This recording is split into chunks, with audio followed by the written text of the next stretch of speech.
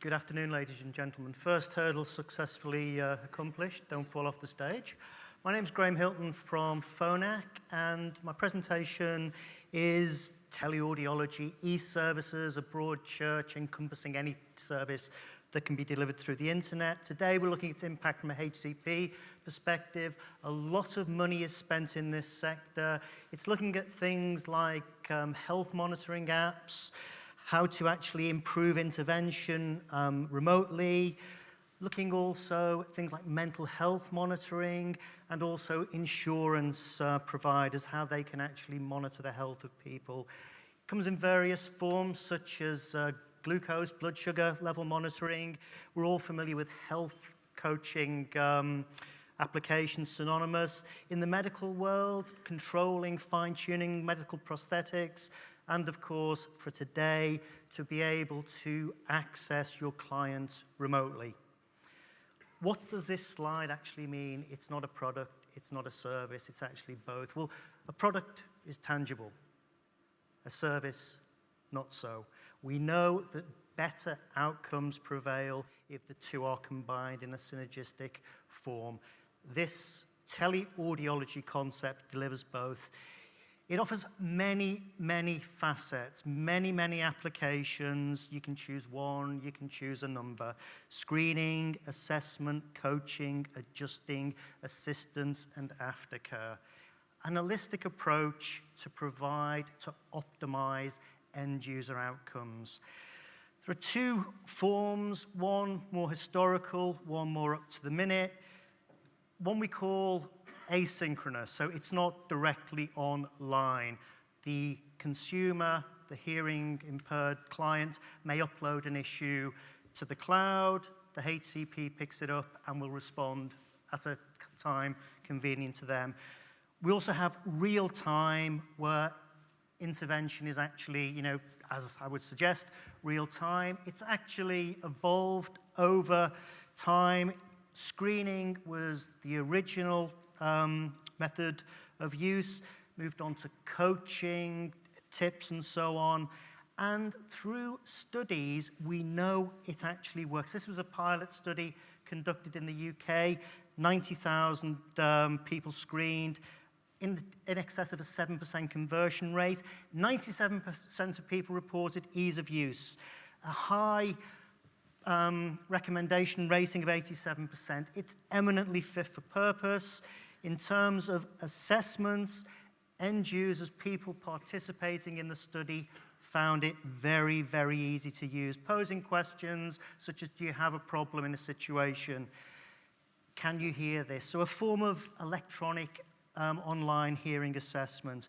Also to be able to empower, to actually maintain dialect with the user in terms of providing them listening tips in given situations, rate particular situations, and also engage in dialect through either a messaging service or some form of video conferencing. Again, we can empower the HCP, not just the end user. So ongoing tracking of data logging material. If a problem is identified, to be able to engage either through messaging or through some form of video conference, nipping it in the bud. At present, adjustments, approximately a 25% adoption rate. A lot of end users find this invaluable, the ability to fine-tune themselves. We estimate this will increase over the next few years to approximately 40% and beyond. A lot of people know how they want to hear. This is certainly the future as an option to the conventional model, allowing end users, if they so wish, to be able to make those fine-tuning changes themselves. The end user does not lose control, the HCP does not lose control. They can obviously oversee any adjustments made. So it's a perfect blend of the two, the HCP's intervention and of course the person whose ears and brains are doing the hearing. This is a long 20 seconds. It gives the perfect blend of both. Move that one. This is the same slide. Moved on. Okay. Obviously, you can't just release something to market. It has to be validated, it has to be trialed. We started off back in 2013-14 at Vanderbilt University in the US, 50 participants, 65 average age, a travel distance of approximately 35 miles to their local hearing care provider.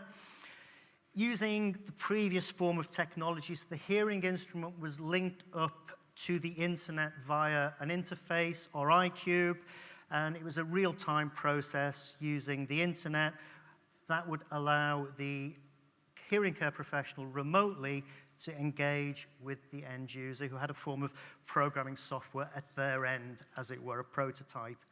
From the end user's perspective, 88% preferred teleaudiology under difficult conditions, time short, distance inconvenience, and so on. 92% would recommend telesessions to others. Very, very powerful statistics. The person under threat, the HCP, 86% reported a stable connection. 80% felt it was as efficient as face-to-face. And 82% were actually satisfied with the outcome. So win-win from both perspectives, the end user and the hearing care professional. And it also gives the actual developer, the manufacturer, some nice data. We talk about, in this world, big data. The more data we can accrue and analyze, obviously a touchy subject, data protection willing, of course, data is powerful. It allows us to improve what we do, improve end user outcomes. At the moment, we are undergoing a trial with the Veterans Association in the US, one of the largest providers in the world, using our direct 2.4 gig technology, which streams directly to the iPhone, or sorry, should say smartphone. E-assistance is definitely the future. It's not here to replace the HCP. It's to facilitate the science, the process of fitting hearing instruments. There will be early adopters, but there will be a continuum. It's going to happen as a means of facilitating the fitting process.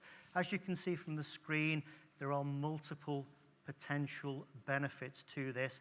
But to reiterate, this is facilitating the science component of the fitting process. Amongst you, the audiologists, the hearing care professionals, you are the artists who actually form the art of hearing care provision and ensuring best patient outcomes. This will facilitate that. Thank you for your attention.